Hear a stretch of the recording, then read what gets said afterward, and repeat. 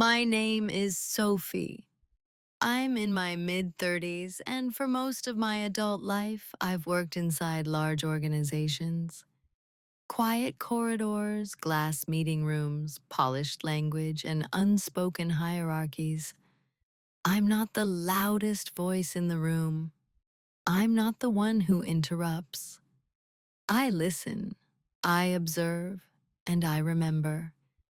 People often mistake that for softness or compliance or a lack of ambition. If you asked my colleagues back then how they saw me, they would probably say I was reliable, easy to work with, maybe even nice. What they wouldn't say, because they didn't notice it, was that I was paying attention to everything: patterns, omissions, who spoke and who was spoken over, which rules bent quietly for some people and hardened for others. This story isn't about revenge. It isn't about exposing villains or delivering dramatic takedowns. It's about something far more ordinary and far more uncomfortable. It's about how one small moment of curiosity, one question asked in good faith, changed the trajectory of my career and forced me to understand power in a way I never had before. I asked the wrong question at work and paid the price, not because the question was inappropriate, but because of what it revealed. Curiosity led me straight into corporate chaos, not loudly, not explosively, quietly, procedurally, with consequences that unfolded over months, not minutes. What you're about to hear is a slow story, a psychological one. There are no shouting matches, no slammed doors, no triumphant speeches. There is instead silence, used in different ways by different people. There is patience. There is the long arc of cause and effect. I want to be clear about something up front. I didn't handle everything perfectly. I stayed quiet longer than I should have. I rationalized behavior that made me smaller. I believed for too long that doing good work would naturally lead to fair treatment. This story isn't about being smarter than everyone else. It's about learning, sometimes painfully, how systems respond when someone steps just slightly out of the role assigned to them. As you listen, you won't hear me glorify suffering. You also won't hear me pretend I was powerless. What you'll hear is honesty about how subtle disrespect becomes normalized, how silence can be mistaken for weakness, and how choosing not to react can sometimes be the most consequential action of all. By the end, I wasn't celebrated. I wasn't punished in the way people expect. I simply wasn't the same person anymore, and neither was the room. So before we begin, I want to ask you something, gently, without judgment. Have you ever sensed that the moment you asked the wrong question, people started seeing you differently? Before anything went wrong, before I ever asked the question that would quietly rearrange my professional life, I need you to understand who I was to them. I wasn't invisible in the literal sense. People knew my name. They knew where I sat. They knew I'd get things done. But I existed in a very specific category, the kind that's easy to overlook because it's so useful. I was the person looped into emails just in case, the one asked to sanity check a report 5 minutes before a meeting, the one whose calendar always seemed open because I made it that way. I didn't demand space. I adapted to whatever space was left. In meetings, I spoke when I was asked. When I wasn't, I listened. I noticed how certain voices filled the room effortlessly, even when they were repeating ideas that had already been said, sometimes by me minutes earlier, just more quietly. I told myself it didn't matter. The work mattered, accuracy mattered, outcomes mattered. That belief shaped how people treated me. I was safe, non-threatening, dependable, the kind of colleague managers like because you don't create friction, you don't challenge the flow, you don't embarrass anyone by being too sharp, too fast, or too visible. When deadlines were tight, my name came up. When credit was distributed, it often skipped past me without anyone noticing the gap.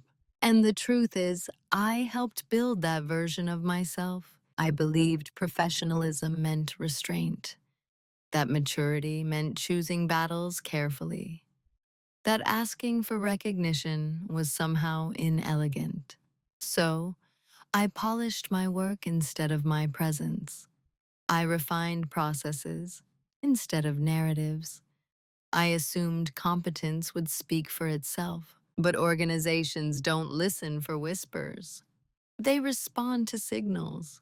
And the signal I sent over and over was this: I will hold things together quietly. So that's what they let me do. I became the person others leaned on without checking how much weight I was carrying. The person whose discomfort was invisible because I never announced it.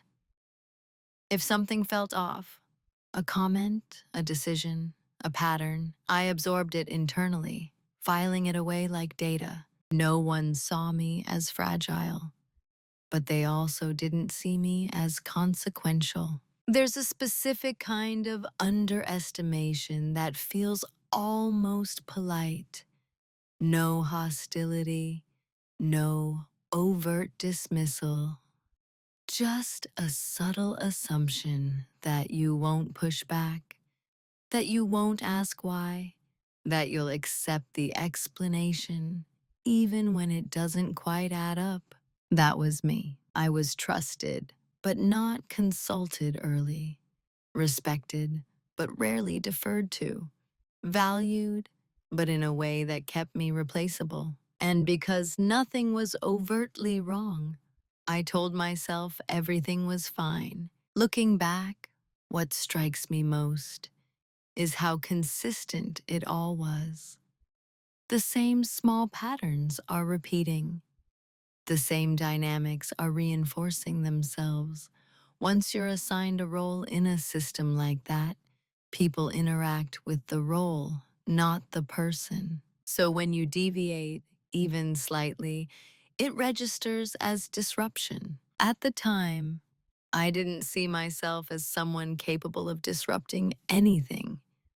I saw myself as careful, measured, professional. I didn't know that careful people are often the most dangerous to underestimate because we see the whole board before we ever touch a piece. I want to be clear. This isn't self-pity. I wasn't a victim drifting helplessly through my days.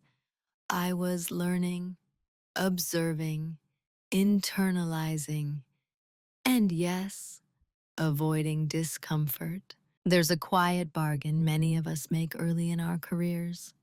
If I don't make trouble, I'll be safe. What no one tells you is that safety can slowly become containment. And when you've been contained long enough, the moment you step outside that invisible boundary, even with a single reasonable question, it can feel to others like a violation of an unspoken agreement. At that point in my life, I still believed questions were neutral, that curiosity was welcomed, that clarity benefited everyone.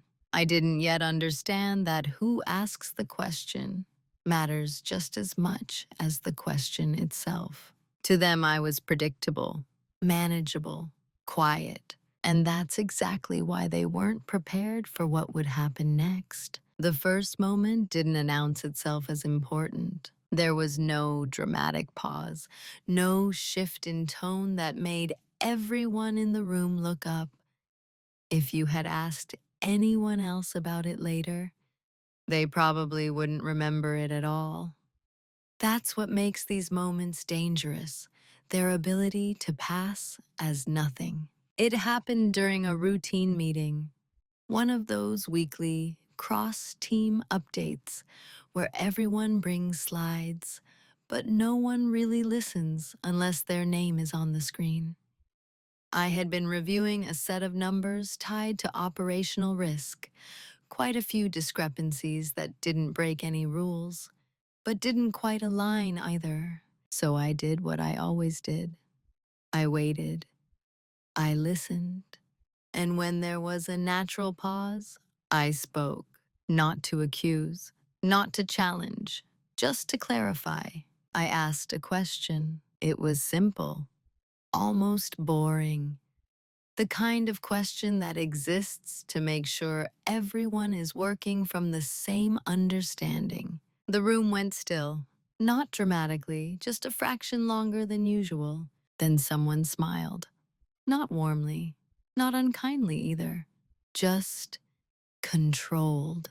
That's already been accounted for, he said. No explanation, no slide reference, just a sentence designed to close the topic. A few people nodded. Someone typed something. The meeting moved on. And on the surface, that should have been the end of it. But something about the way it happened stayed with me. It wasn't the dismissal itself, it was the assumption behind it. The way the answer wasn't offered to inform, but to end the discussion, as if the question itself had crossed a line, not because it was wrong, but because of where it came from. I told myself I was overthinking it, that not every question needed a deep response.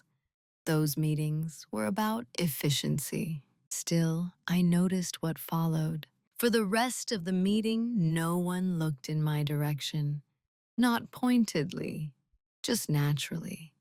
The way attention flows away from something that's been quietly corrected. Later that day, I checked the documentation. The discrepancy was still there, not addressed, just parked. I didn't raise it again. That was the first cut. Small, clean, easy to ignore. And that's exactly what everyone else did. Over the next few weeks, similar moments appeared. A comment that went unanswered, a suggestion acknowledged with a nod but never implemented. My name was left off a thread I should have been on. None of it was dramatic enough to complain about. That's the trick. If something is too subtle to point to, you end up questioning yourself instead of the pattern. So I rationalized. They're busy. It's not personal. This happens to everyone. But I remembered the meeting, the stillness, the smile. The way the conversation closed around my question was like a door. What changed wasn't how others treated me on the surface. It was how information moved around me. I was still included, just later, still informed, just after decisions had already settled. And because I hadn't pushed back, the system adjusted smoothly. That's what systems do. They optimize. I started to sense that curiosity when it comes from the wrong place is read as friction, not because it threatens the truth, but because it disrupts control. And once you're marked, even subtly as someone who disrupts, the response isn't confrontation, it's omission. I didn't talk about it with anyone. There was nothing concrete to say. No single incident justified concern, just a faint awareness that something had shifted and that pretending it hadn't would be easier than naming it. So I stayed quiet. I did my work. I met my deadlines. I kept my notebook closed, and somewhere in that silence, a lesson was being written. one I didn't fully understand yet. That the first penalty for asking the wrong question isn't punishment, it's being slowly edited out. What's dangerous about subtle disrespect isn't the disrespect itself, it's how quickly the mind learns to accommodate it. After that first meeting, nothing happened in a way that could be documented. No reprimands, no warnings, no awkward follow ups, which made it easy, almost logical, to treat the feeling I had as irrelevant. So I adjusted. I told myself I was becoming more strategic, more selective about when to speak. I framed my silence as professionalism, not retreat.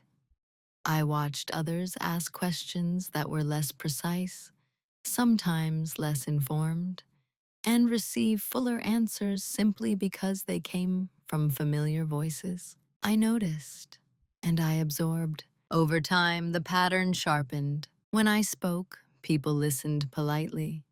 When others spoke, conversations opened. Follow-up questions appeared. Ideas were explored. I learned which of my observations would be met with quiet acknowledgement and which would stall the room. So, I started editing myself before anyone else had to. That's how normalization works. It doesn't arrive as force. It arrives as adaptation. I stopped volunteering context unless asked, stopped flagging edge cases that complicated narratives, stopped assuming curiosity was welcome. And every time I made that choice, it felt reasonable, mature even. No one told me to be smaller. No one had to. The environment did that on its own. What made it harder was that I wasn't being mistreated in obvious ways. I was still trusted with complex work, still praised in performance reviews, still described as solid. That word came up a lot. Solid. Not visionary, not influential, just solid. And there's a comfort in that label. It suggests stability, reliability, safety, but it also carries a quiet ceiling. I started to realize that the respect I was receiving was conditional. As long as I stayed within the shape people expected, everything ran smoothly. The moment I pressed against that shape by asking why instead of how, there was resistance. So I stopped pressing. I told myself I was conserving energy, choosing peace, being pragmatic. In truth, I was learning how to disappear without leaving. Meetings became easier once I lowered my expectations. I knew when to nod, when to let a comment pass, when to follow up privately, knowing it wouldn't change anything. And the more I adapted, the more the system rewarded my compliance. Less friction, fewer awkward pauses, more ease. That's the trade-off no one warns you about. Silence buys you comfort in the short term, but it also trains others on what they can withhold from you. I noticed that decisions were increasingly framed as conclusions, not discussions. Information arrived packaged, finalized, and insulated from inquiry. When I asked clarifying questions later, one-on-one, carefully phrased, they were answered vaguely, or redirected, or met with reassurance instead of substance. Don't worry about it. It's being handled. Trust the process. And for a while, I did. Because challenging that would mean admitting something uncomfortable, that the role I occupied didn't include full visibility anymore. That realization came slowly, in fragments. An offhand comment about a meeting I hadn't been invited to. A document finalized without my input, despite relying on my data. A subtle shift in how people positioned themselves when I spoke, pleasant but distant. Nothing that could be escalated, everything that could be endured. And so I endured it. I told myself I was being patient, that timing mattered, that influence could be built quietly. What I didn't see yet was that patience, when unaccompanied by boundaries, can be mistaken for consent. And consent, once assumed, becomes the default. The most unsettling part wasn't the behavior of others. It was how quickly I began defending it, for them and for myself.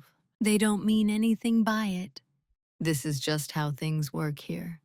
I don't need to be in every room. Each thought was a stitch in a narrative that kept me comfortable and contained. But beneath that narrative, something else was happening. I was paying attention, not with resentment, not with anger, with clarity. Patterns don't need emotion to be recorded. They just need time. And by staying quiet, by watching without reacting, I was collecting something far more valuable than validation. I just didn't know yet what I would eventually do with it. There's a moment, usually quiet, usually private, when you realize that the way people treat you isn't accidental anymore.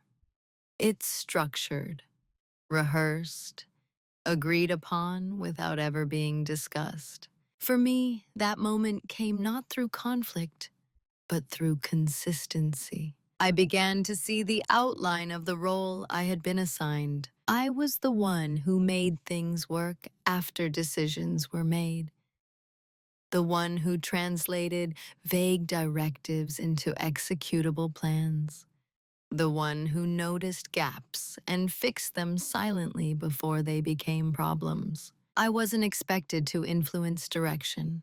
I was expected to stabilize it. Once I saw that, I couldn't unsee it. In meetings, my presence served a purpose, but not the one I had assumed. I was there to confirm feasibility, not to shape intent, to validate what had already been decided, not to question it. And as long as I stayed within that function, everything flowed. When I spoke about timelines, resources, or risks, people listened. When I spoke about logic, alignment, or long-term consequences, the energy shifted, not negatively, just away. It became clear that my value, in their eyes, was operational, not intellectual, supportive, not directive. And again, no one said this out loud. That's the elegance of it. Roles like this don't require enforcement. They're maintained through repetition and reward. Every time I stayed in my lane, I was praised for being grounded. Every time I edged towards strategy, the room cooled. So I learned the borders. I watched others, often louder, sometimes less precise, take up space that felt unavailable to me.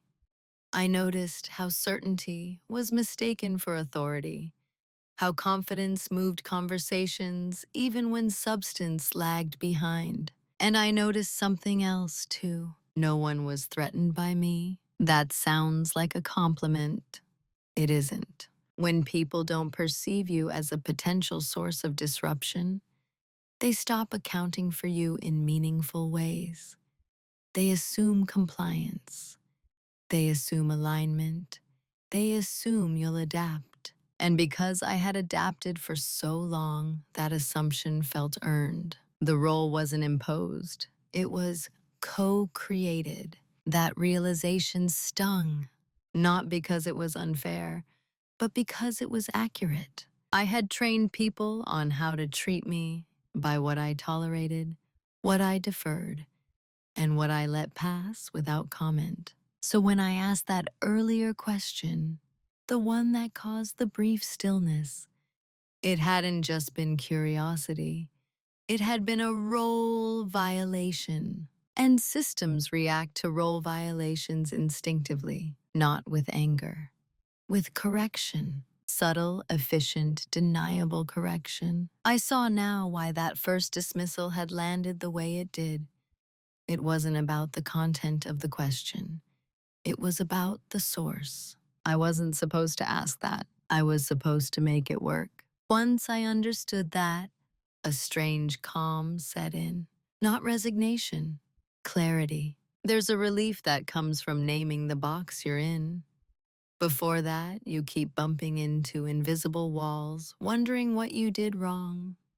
Afterward, you can choose whether to stay inside or not. At that point, I still chose to stay. Not because I lacked courage, but because I was still evaluating cost. I had responsibilities.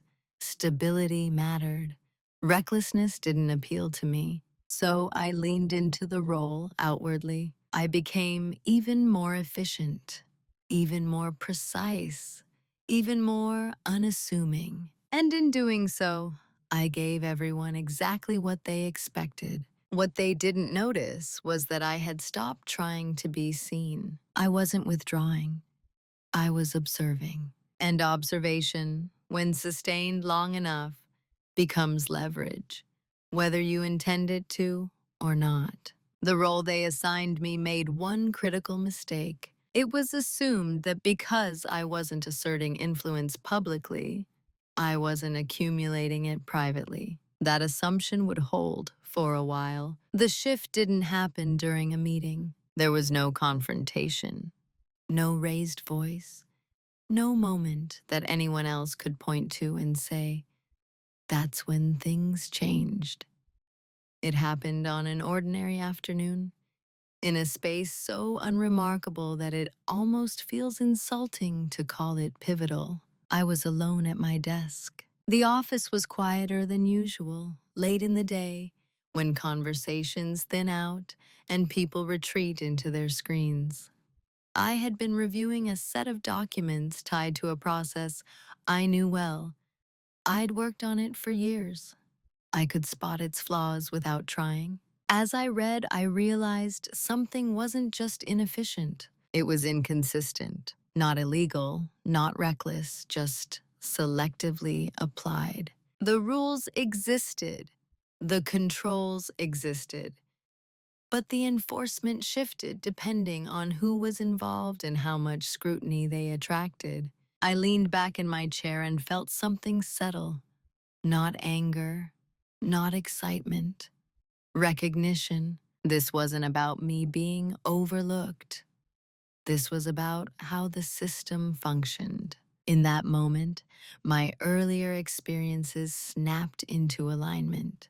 The dismissal of my question, the way information was curated, the quiet resistance to scrutiny from certain directions. It wasn't personal, it was structural. And that understanding changed everything. Because if the issue was structural, then reacting emotionally would be pointless. Raising concerns impulsively would only mark me as difficult.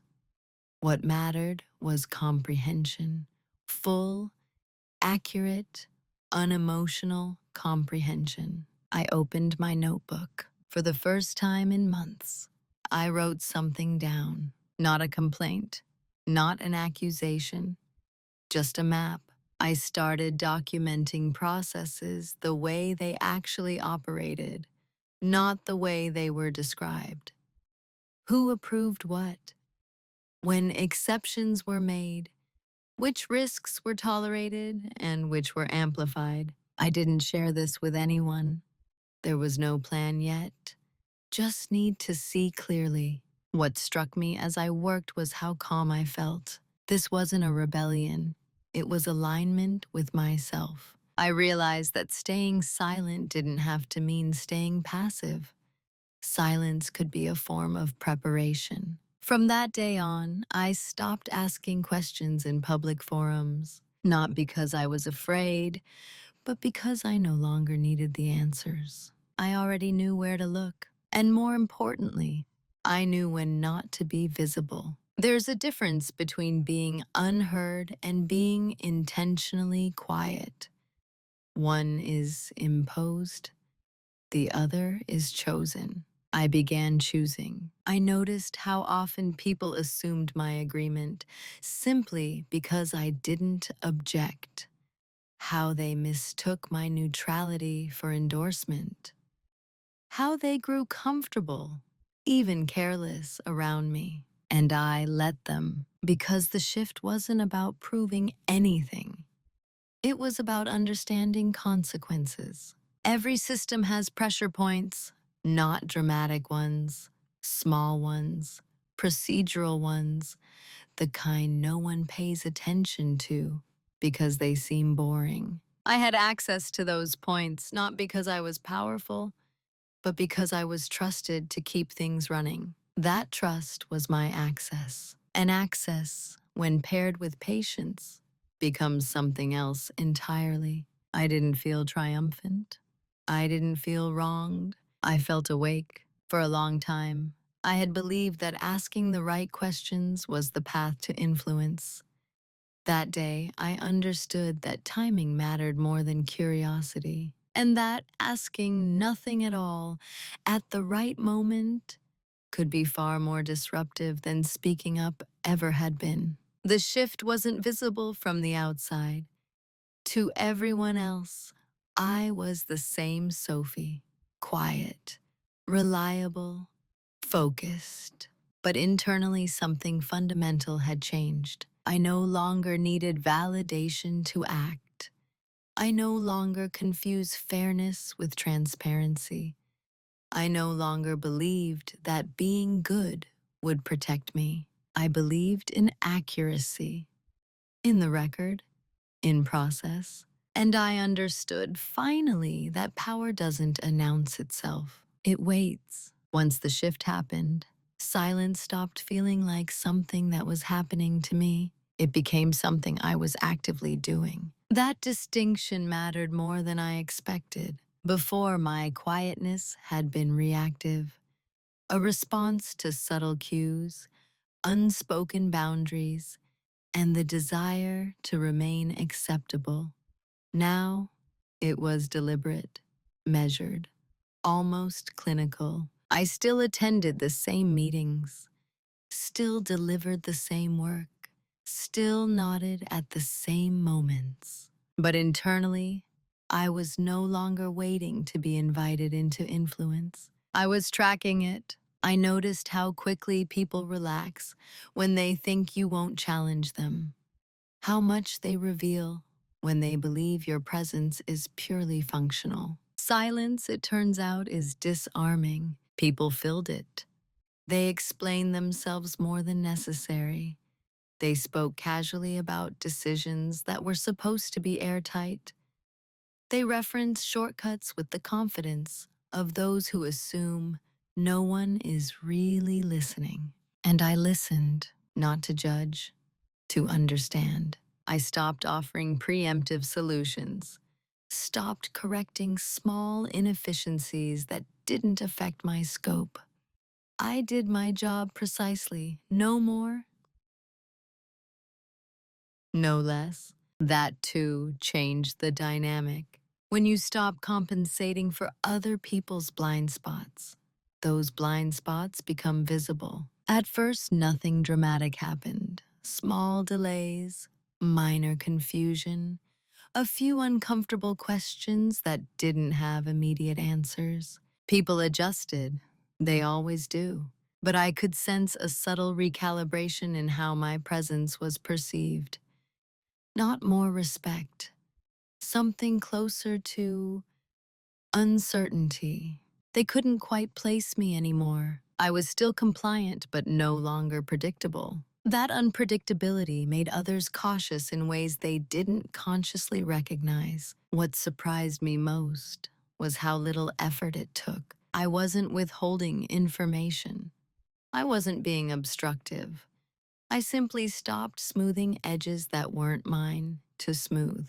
And without that quiet maintenance, the system felt more fragile. I could see where assumptions stacked on top of each other. where documentation masked ambiguity, where accountability dissolved because everyone assumed someone else was holding it. And because I wasn't stepping in automatically, those gaps lingered just long enough to be noticed. Still, no one confronted me. Silence protects you that way. It doesn't provoke. It doesn't accuse. It simply exists. And in existing, it changes the temperature of the room. I became more careful about what I wrote, not less. More precise, more literal. If something was unclear, I documented that it was unclear. If a decision was made without input, I noted the source and date. Nothing emotional, nothing dramatic, just facts. This wasn't a strategy I had planned. It emerged naturally once I stopped trying to be liked. And that, perhaps, was the most profound shift of all. When you no longer need approval, you stop performing. And when you stop performing, people reveal what they've been relying on you not to notice. There were moments when I wondered if I was imagining the change, if I were assigning meaning to normal workplace friction. But then there would be small confirmations. A manager double-checks his phrasing in front of me. A colleague hesitated before looping me into an email. A subtle pause when I didn't immediately volunteer a fix. Nothing accusatory, just awareness. I wasn't powerful, but I was no longer invisible. And invisibility, I learned, is often what systems depend on to function without accountability. By choosing silence instead of reflexive cooperation, I had altered my role without ever announcing it. The irony is that no one asked me why. They assumed, as they always had, that I would adapt. What they didn't realize was that I had already adapted, just not in the way they expected. Silence had become my way of seeing clearly, moving carefully and allowing consequences to surface without interference. It wasn't weakness, it was a restraint. And restraint, applied consistently, can be deeply unsettling to those who rely on your compliance. What they never noticed was how much space their assumptions gave me. Once people stop expecting resistance from you, they stop managing impressions around you. Conversations loosen, language gets sloppy, decisions are referenced casually instead of carefully, not because people are careless, but because they believe the room is safe. And I had been classified as safe for a long time. So while my silence was being interpreted as disengagement, something else was happening underneath it. I was learning the system in 3 dimensions, not just what was written in policy documents, but how those policies were bent in practice. Not just who signed off on decisions, but who influenced them before signatures ever appeared. Not just where authority officially lived, but where it actually flowed. This kind of understanding doesn't come from asking questions in meetings. It comes from watching patterns repeat. I noticed which approvals were rushed and which were scrutinized, which risks were escalated and which were quietly absorbed, which teams were protected from fallout and which were expected to manage consequences silently. And I noticed something else, something far more important. There were gaps, not dramatic ones, not the kind that makes headlines, but procedural gaps, documentation gaps, assumption gaps, places where everyone believed someone else was paying attention. Those gaps existed because the system relied on people like me to quietly correct them before they became visible. And now I wasn't. I wasn't sabotaging anything. I wasn't withholding required work. I was doing exactly what my role described, no more, no less, which meant that for the first time, the system had to face itself without its informal scaffolding. I began documenting, not to expose, but to understand cause and effect. I kept records of timelines that slipped without explanation, decisions made without a documented rationale, processes that functioned only because someone filled in the blanks informally. All of it was mundane, boring even. That's what made it powerful. Nothing I wrote down would shock anyone, but taken together, it told a very clear story about how accountability was distributed and avoided. What they never noticed was that my quietness made me invisible in the right way. People spoke freely around me because they didn't feel evaluated. They forwarded things without thinking.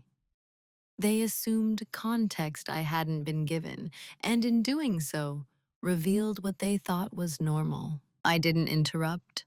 I didn't correct.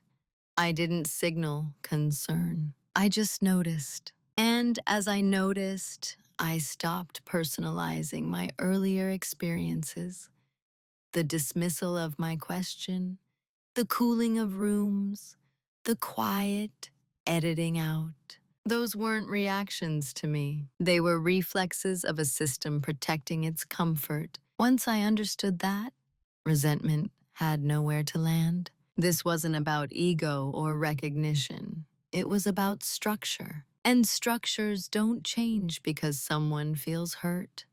They change when pressure is applied in places that can't be ignored. I wasn't applying pressure yet. I was identifying where it would matter. One afternoon, while reviewing a routine update, I realized how little oversight existed around a particular decision chain. Not because anyone was hiding anything, but because everyone assumed alignment. That assumption had been reinforced by years of smooth operation, by people like me catching inconsistencies before they reached daylight. Now, those inconsistencies were sitting in plain view, quiet, documented, undeniable. Still, I said nothing, because preparation isn't about speed, it's about timing. What they never noticed was that I had stopped needing their acknowledgement, stopped needing to be in the room where decisions were framed. I already had what I needed: clarity. And clarity, once achieved, removes urgency. It replaces reaction with choice. I didn't know yet what that choice would be. I hadn't committed to any outcome. There was no countdown, no plan unfolding behind the scenes. Just an understanding that the situation was no longer ambiguous. And when ambiguity disappears, responsibility follows. They never noticed, because nothing in my behavior signaled change. No attitude shift, no visible withdrawal, no confrontation. I was the same person they thought they knew. What they didn't account for was that I was no longer playing the role they had assigned me. I was playing a longer game, one that didn't require them to notice me at all. The reveal wasn't dramatic. There was no single document, no shocking email, no moment where everything suddenly made sense all at once. It unfolded gradually through accumulation, through quiet confirmations stacking on top of each other until the picture became unavoidable. What I discovered wasn't wrongdoing in the way people imagine it. No villains, no secret plots.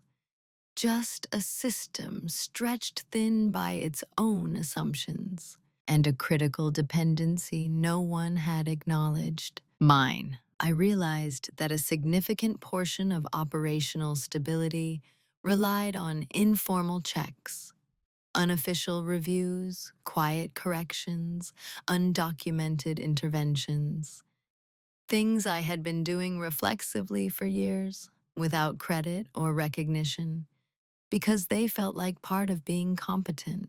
But competence, when it's invisible, becomes an unacknowledged risk. The system believed it was robust because it had never been tested without that invisible labor. Now, for the first time, it was. And the reveal was this. If I stepped fully back into the narrow boundaries of my role, nothing more, nothing less, several processes would slow, fragment, or surface questions no one wanted to answer. Not catastrophically, not immediately, but inevitably. That understanding landed with a strange neutrality. I didn't feel powerful. I felt responsible. Because leverage, when you discover it accidentally, isn't something you celebrate. It's something you evaluate carefully. I asked myself hard questions. Was I obligated to intervene the way I always had? Was maintaining the illusion of smooth operation actually ethical? Who benefited from my silence and who paid for it? The answers weren't simple. I wasn't interested in punishing anyone. I wasn't interested in proving a point, but I was no longer willing to absorb risk that didn't belong to me. That was the line. The reveal wasn't that I could cause disruption. It was that disruption that already existed. I had just been hiding it, and hiding it had come at a cost, one I had paid quietly, in diminished influence, stalled growth, and the steady erosion of trust in my own perception. Seeing that clearly was sobering. It meant that continuing as I had been wasn't neutral. It was a choice. And choices have consequences, whether you name them or not. I reviewed my notes again, not to add anything new, but to make sure they were accurate, factual, verifiable. No interpretation, no speculation. Just reality as it functioned day to day. The calm that followed surprised me. There was no rush to act, no impulse to reveal anything prematurely. I didn't feel like I was sitting on a secret. I felt like I had finally stopped lying to myself. The system wasn't unfair because people were malicious. It was unfair because it was convenient to let some people carry invisible weight. Once I saw that, the path forward narrowed. Not to confrontation, not to exposure, to alignment. Alignment between my role, my responsibility, and my limits. That alignment required one thing above all else, a decision. Not yet, but soon. The private reveal didn't change my behavior outwardly. I still showed up, still delivered, still stayed calm. But internally, the uncertainty was gone. I wasn't confused anymore about why my question had been dismissed, or why visibility had receded, or why my contributions were treated as background noise. The system didn't want curiosity from me. It wanted continuity. And continuity, when dependent on unrecognized labor, is fragile by design. I understood now that whatever I chose next would be irreversible, not because it would cause harm, but because it would remove the option of pretending everything was fine. Once you see the load you've been carrying, you can't unknow it. And once you stop carrying it silently, others are forced to notice its weight. That was the reveal. Not power, not revenge. Just clarity about where things would bend if I stopped holding them in place. Knowing where leverage exists is not the same as knowing what to do with it. For a while, I sat with that knowledge without moving, not out of fear, but out of respect for the weight of it. Once a system adjusts to your absence, it doesn't reset easily. Whatever I chose next would change how I was seen, how my role functioned, and possibly how others had to respond. There were several paths available to me. I could speak up, carefully, formally, within the language the organization respected. present my observations as concerns, ask for clarity, invite discussion. That path was familiar, safe on the surface, and likely ineffective. I had already seen what happened when curiosity came from me. Questions were closed, not explored. Ambiguity was reframed as reassurance, and anything that hinted at structural discomfort was quietly smoothed over. Speaking up would put everything back into the realm of interpretation, where intent could be questioned, tone dissected, and responsibility diffused. Another option was to escalate, to bring documentation forward, to request a formal review, to force visibility. That path carried its own risks, not retaliation in the dramatic sense, but reframing. I would become difficult, concerned, not a team player. The issue wouldn't be addressed as structural, it would be treated as interpersonal. I knew that because I'd watched it happen to others. There was also the option of leaving, quietly updating my resume, exploring opportunities where my skills would be more explicitly valued, walking away without ever naming what I had seen. That option was tempting. It would cost me the least emotionally. It would preserve my reputation, and it would allow the system to continue unchanged. But it would also mean accepting that the pattern would repeat, with someone else stepping into the same invisible role. The final option was the least dramatic and the most disruptive: to do nothing extra, to remain within the precise boundaries of my role permanently. No informal corrections, no anticipatory fixes, no absorbing risk that wasn't assigned to me. To let the system experience itself as it actually was. That option didn't require confrontation or justification or explanation. It only required consistency, and once chosen, it couldn't be undone. Because returning to my old behavior would reestablish the same dependency I had finally seen clearly. This was the irreversible choice, not because it harmed anyone, but because it removed the safety net. I took time to consider my values. I didn't believe in exposing people. I didn't believe in humiliating systems.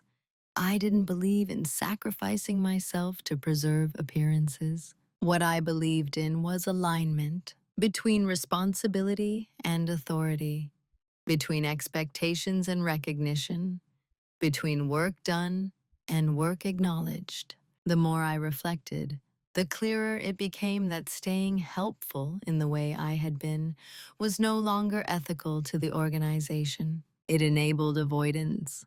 It masked fragility. It punished diligence. So I decided, not loudly, not ceremonially, to stop. No announcement, no shift in tone, just a clean boundary. From that point on, if something wasn't explicitly part of my role, it wasn't mine to carry. If a process lacked clarity, it would remain unclear until addressed by those responsible. If a decision created downstream complications, those complications would surface naturally. I documented what I did. I delivered what I was asked to deliver, and I let everything else be exactly what it was. This decision didn't feel rebellious. It felt adult. It also felt lonely. Because once you stop compensating, you stop being indispensable in the way people grow comfortable with. But you also stop being invisible. The moment I made that decision, I understood something else. Whatever happened next, whatever consequences followed, they wouldn't be accidents. They would be outcomes. And outcomes, unlike intentions, are hard to argue with. From the outside, nothing changed. That's what made this phase so unsettling. For everyone except me, I didn't announce boundaries. I didn't withdraw cooperation. I didn't shift my demeanor. I kept showing up on time, responding to emails, and delivering exactly what my role required. But underneath that normalcy, the scaffolding I had quietly maintained for years was gone.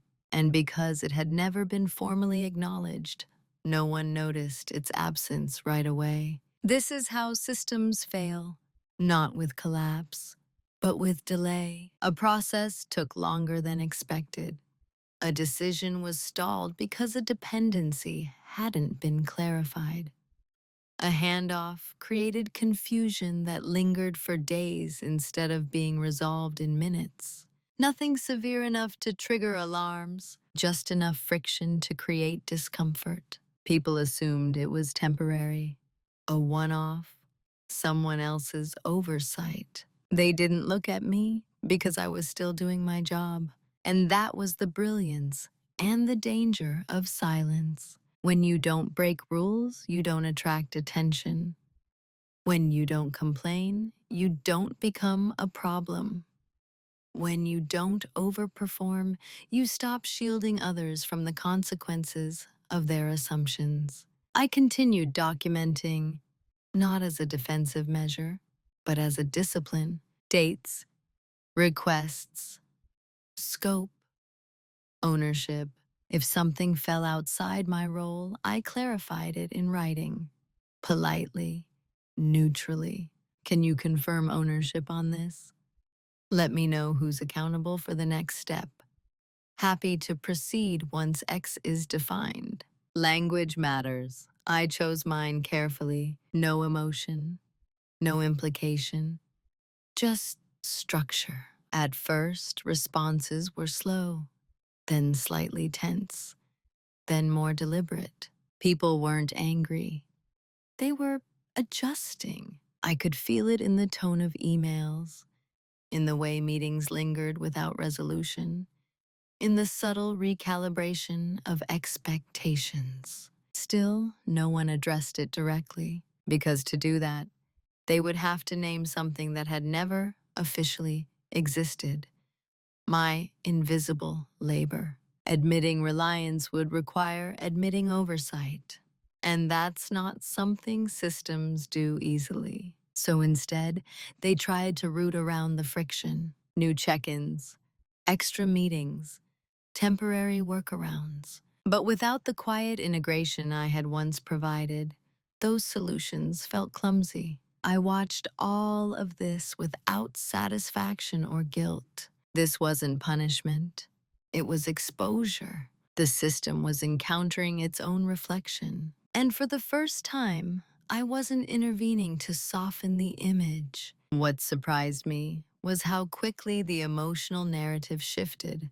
Around me, not from me. I sensed confusion, mild frustration, a growing awareness that something was off, even if no one could articulate what. And through it all, I remained steady, because moving in silence requires restraint. The temptation to explain, to clarify that none of this was personal, that I wasn't being difficult, was strong. But an explanation would invite negotiation. And negotiation would put me back in the role of compensator. So I stayed silent, not absent, not disengaged, present, precise, boundaried. There's a particular kind of power in refusing to overfunction. It forces systems to reveal their true shape. As days turned into weeks, small consequences accumulated. Nothing dramatic, but enough to change conversations. People began asking more questions of each other, clarifying ownership, documenting decisions more carefully, not because of me, but because the cost of not doing so had increased. I had altered the environment without ever raising my voice, and I knew quietly that once systems adapt to new conditions, they rarely revert to old ones, even if they want to. The consequences didn't arrive as a single event. They arrived as a pattern, slow enough to deny, persistent enough to feel. At first, it showed up as confusion. Meetings ended without clear next steps. Follow-ups multiplied. People asked the same questions twice, sometimes 3 times, because the answers were no longer being quietly integrated behind the scenes. There was a subtle but noticeable increase in friction, not conflict, friction. The kind that wastes time, that creates hesitation, that makes people uneasy without knowing why. I watched it happen from inside the same seat I'd always occupied. Nothing about my behavior had changed enough to justify suspicion. I wasn't missing deadlines. I wasn't withholding information. I wasn't disengaged. But the ease people had grown used to, the smoothness that made everything feel under control, was gone.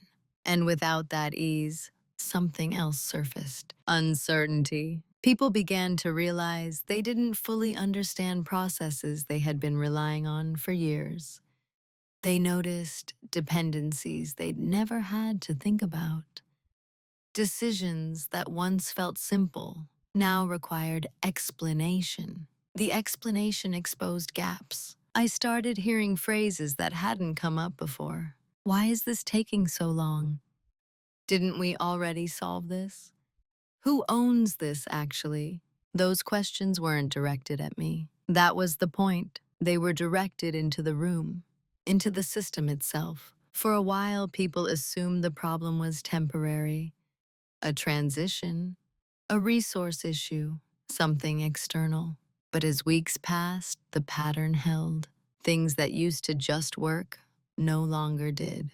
And slowly the emotional temperature shifted, not toward anger, toward unease. People don't like feeling incompetent, especially when they've been comfortable for a long time. They don't like discovering that their confidence rested on invisible support. What I noticed most was the way responsibility began to move. Managers asked for clearer documentation. Teams requested written confirmations. Approvals became more cautious, not because standards had changed, but because the safety net was gone. I remained exactly where I was, still helpful, still responsive, still calm, but no longer anticipatory. And without anticipation, others had to confront the limits of their own visibility. There were moments when I could see recognition flicker, brief, unspoken. A pause before someone spoke. A glance in my direction that lingered a second too long. A question that stopped just short of being asked. But no one said it out loud, because saying it would require acknowledging something uncomfortable. That stability had been dependent on a person they had quietly minimized, and that dependency had gone unexamined. So instead, the system absorbed the consequences. Small delays became recurring ones. Minor confusion became habitual. And what had once been invisible work became visible absence. Still, nothing was wrong enough to escalate. That's how these things persist. The cost wasn't catastrophic. It was cumulative. And cumulative costs have a way of changing priorities. I could feel the organization tightening, not around me, but around itself, seeking control, seeking clarity. In that tightening, old assumptions began to crack. People realized they didn't just need execution. They needed understanding. And understanding requires listening to the people who notice patterns early, before they become problems. For the first time, the absence of my voice in shaping decisions became noticeable, not because I demanded space, but because its absence had consequences. And that realization didn't make me feel vindicated. It made me feel visible, not in the way people seek visibility, in the way systems acknowledge gravity, after ignoring it for too long. By the time people realized something fundamental had changed, they were already behind it. That's the nature of quiet shifts. They don't announce themselves, and by the time they're named, the conditions that allowed them to be reversed are gone. The first sign wasn't panic, it was urgency disguised as efficiency. Suddenly, there were more meetings, shorter deadlines, requests framed as quick syncs and fast clarifications. People wanted alignment, quickly, cleanly, without reopening old ground. But alignment without understanding is just pressure. I noticed how often conversations circled the same unresolved points. How often have people tried to patch gaps instead of tracing them back to their source? And I noticed something else. My name started appearing in places it hadn't before. Not to blame. In reference. Can we check with Sophie? Does Sophie have context on this? Let's loop Sophie in. The irony wasn't lost on me. For years, I had been present without being consulted. Now, I was being consulted without having been included. Still, I didn't step back into the role they were subtly offering. I responded to direct questions. I clarified the scope. I shared what I officially owned.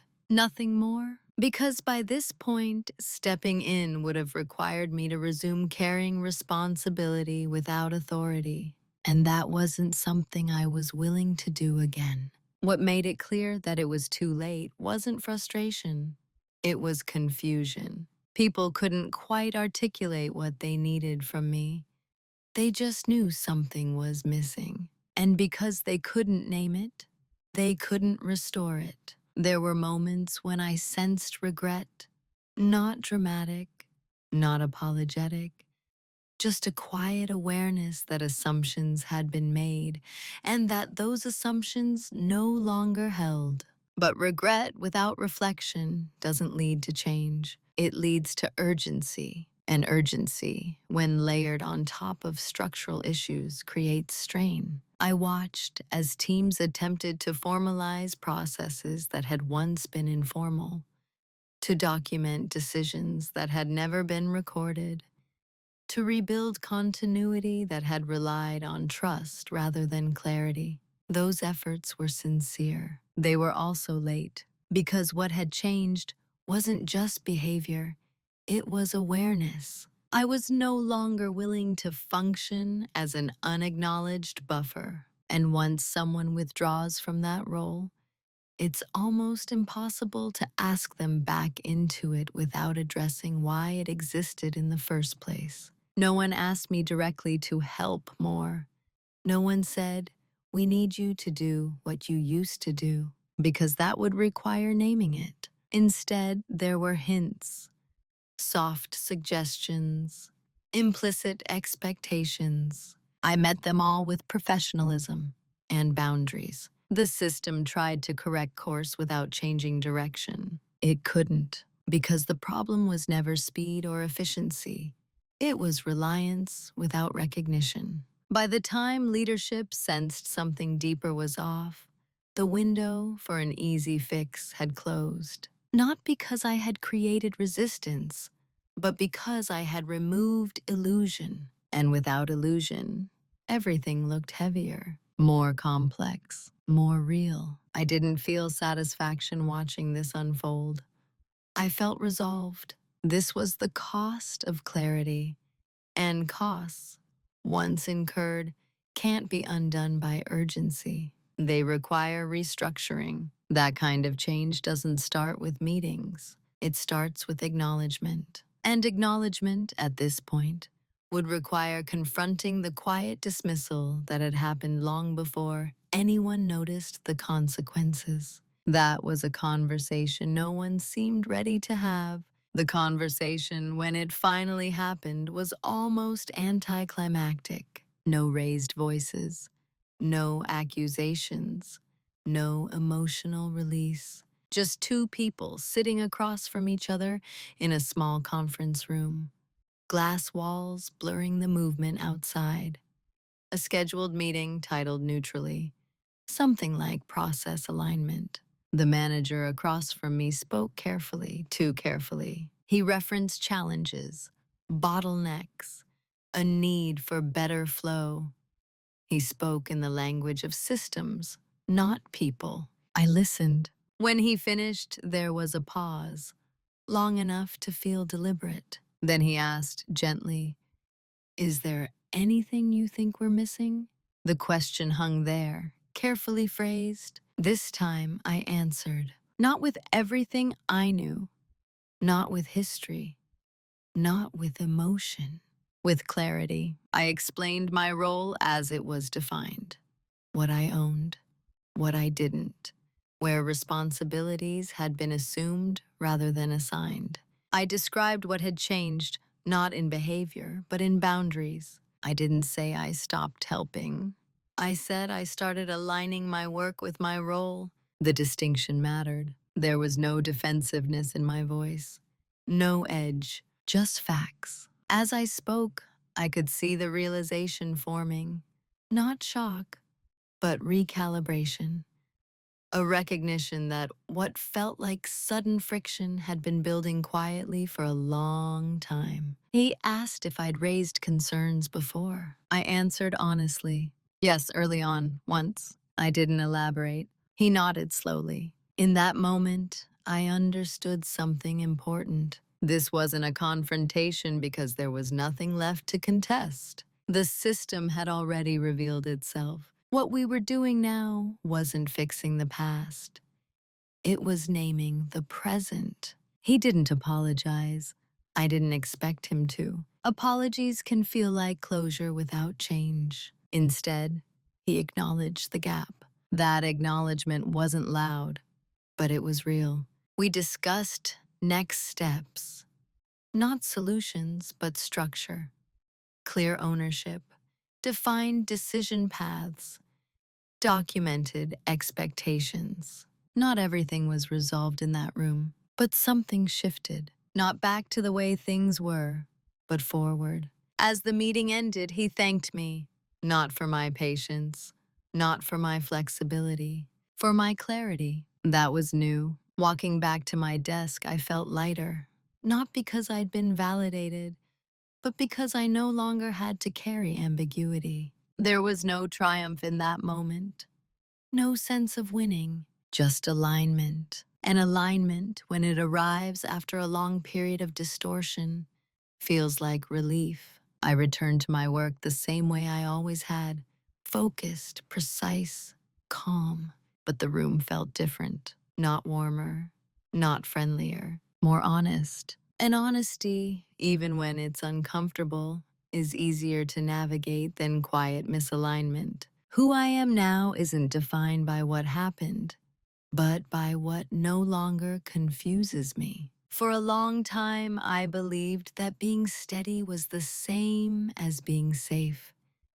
That if I absorbed enough friction, if I made myself useful enough, the system would eventually recognize my value. What I understand now is simpler and harder. Systems don't reward what they don't have to acknowledge. They reward what creates visible dependency. And if that dependency is invisible, it will be taken for granted until it disappears. I'm still quiet. That hasn't changed. I still listen more than I speak. I still think before I act. But I no longer confuse restraint with erasure. I don't volunteer for roles that lack authority. I don't smooth over gaps that belong to someone else. I don't translate ambiguity into comfort unless it's explicitly my responsibility to do so. This hasn't made me less collaborative.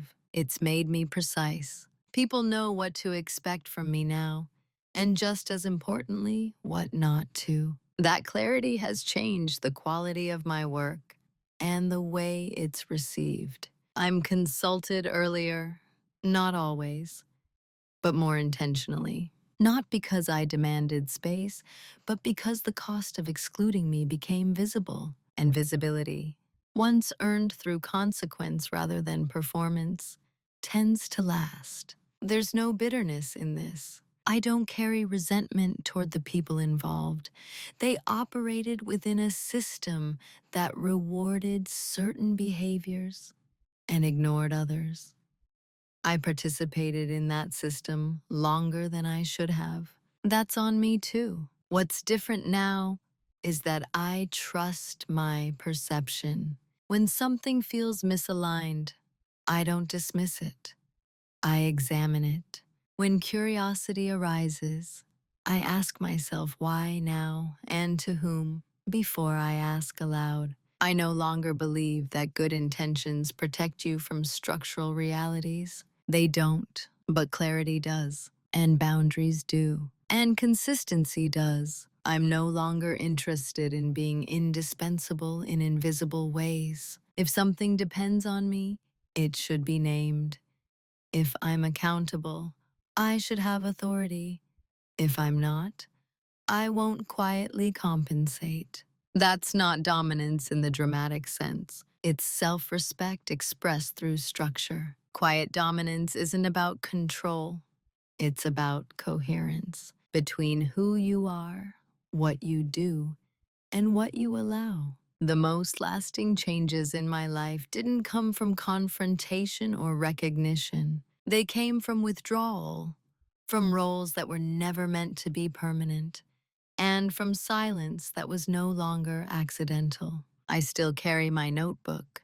It's thinner now, less crowded, not because there's less to notice, but because I no longer need to write everything down to trust myself.